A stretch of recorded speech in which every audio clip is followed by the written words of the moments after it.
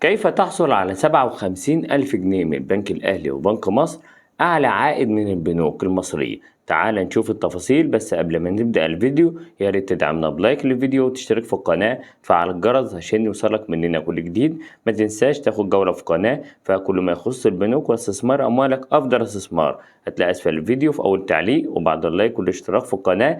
تعال بينا نشوف الفيديو الجديد. البنك الأهلي وبنك مصر يقدمان عوائد لأصحاب المدخرات المالية والتي لا يتم استثمارها جيدا.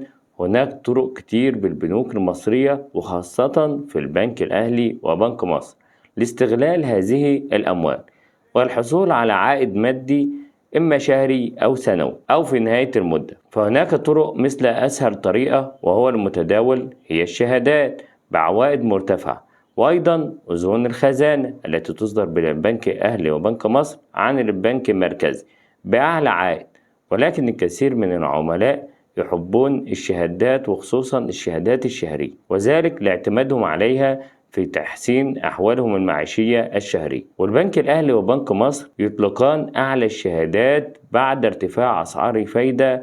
وهنتعرف اليوم على استثمار مبلغ 100 ألف جنيه سواء في البنك الأهلي أو بنك مصر في الشهادة الشهرية حاليا، وهي أعلى شهادة موجودة في البنك الأهلي وبنك مصر بعد اجتماعات البنك المركزي، وهي الشهادة الشهرية 19%.